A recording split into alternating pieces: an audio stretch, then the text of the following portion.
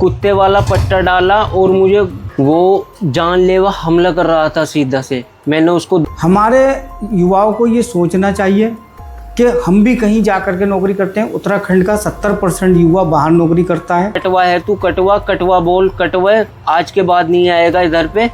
और नीचे को देखने लगा, खंड की ओर को। खंड में मारने की साजिश थी, उसको खंड में फेंकता वो मुझे मार के। व्यापार करने आए थे, लाश बनकर लौटते अगर स्थानीय निवासी और किस्मत साथ नहीं देती। मेरे पीछे जो ये गाड़ी देख रहे हैं आप, आज सुबह मुक्तेश्वर की घटना है जिसमें वसीम, जो कालीन और तिरपाल का काम करता था, इस गाड़ी पर धारदार हथियारों से हमला किया गया और जिसमें वसीम जो है गंभीर रूप से घायल हो गया। उसके सर में गहरी चोटें हैं। दोस्तों, नैनीताल की फ़िज़ा एक बार फिर बिगाड़ने के लिए शुरू हुआ था ये खेल, जिसमें आपको दिखा रहे हैं कि गाड़ी मौके पर मौजूद है। और यही सारी घटना को लेकर वसीम आज पहुंचा था थाना बनभूलपुरा। हमें वसीम ने बताया कि आरोपी को पेट्रोल नहीं मिला, नहीं तो वो उसको जला भी देता। जी हाँ, जलाने तक की उसको कोशिश की गई। क्या अल्पसंख्यक होना इतना बड़ा गुनाह हो गया है? उत्तराखंड में अब कोई आकर कोई बिजनेस भी नहीं कर सकता। वसीम के अनुसार बताया गया कि वहाँ गांव के अंदर बोर्ड लगा है, मुसलमानों का आना मना है, जैसा कि हमें वसीम ने बताया। क्या उत्तराखंड के लोग बाहर व्यापार करने नहीं जाते हैं? मान लीजिए कल को कोई उत्तराखंड से व्यापार बाहर करने के लिए जाए और उसके साथ ही ये घटना हो तो कैसा होगा? सोच कर भी जो है दिल घबरा जाता है। तो दोस्तों, दिखाते हैं आपको इस पूरी खबर को। जुड़े रहिए हमारे साथ i7 न्यूज़ पर। क्या पीड़ित ने कहा और क्या है इस पर लोगों की राय? जुड़े रहिए हमारे साथ, फॉलो कर लीजिए i7 न्यूज़ को। धन्यवाद। कुत्ते वाला पट्टा डाला और मुझे घोड़े टाइप बना के, पैरों के बल बिठा के और हाथों के बल बिठा के बोला गया, कटवा है तू, कटवा कटवा बोल, कटवा आज के बाद नहीं आएगा इधर पे। और नीचे को देखने लगा, खंड की ओर को। खंड में मारने की साजिश थी, उसको खंड में फेंकता वो मुझे मार के।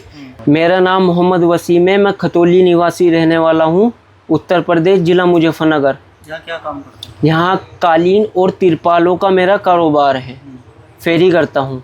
चूली से आगे मैं फेरी करने के लिए गया था और उन्होंने मेरे से आधार कार्ड मांगा, सत्यापन मांगा। मैंने सत्यापन दिया, आधार कार्ड दिया, उन्होंने वो फाड़ दिया।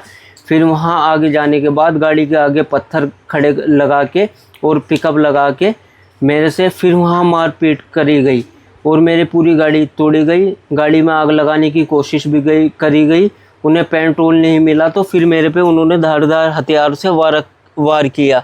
उनका यहाँ पे मुसलमानों का सख्त आना मना है।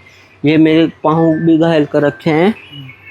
और फिर उन्होंने थोड़ा बहुत जो हमारे पास माल था वो भी छीन लिया और थोड़े बहुत पैसे थे मेरे पॉकेट के अंदर, वो भी उन्होंने छीन लिए। वो जानलेवा हमला कर रहा था सीधा से। मैंने उसको दादी दादी कह के हाथ पैर भी जोड़े। मेरे छोटे छोटे बच्चे हैं, मुझे छोड़ दे। मेरी वाइफ 9 महीने की महिला है, गर्भवती महिला है। मेरा 1 महीना रह रहा है। मेरे पे रहम कर, करम कर। फिर भी नहीं माना वो, फिर भी जानलेवा हमला कर रहा था बिल्कुल। और मेरी गाड़ी पे धारदार हथियार से वार भी कर रखा है, मेरे ऊपर भी वार कर रखा है। मेरा तो बीपी भी डाउन हो रहा था, ब्लीडिंग सिर से आ रहा था।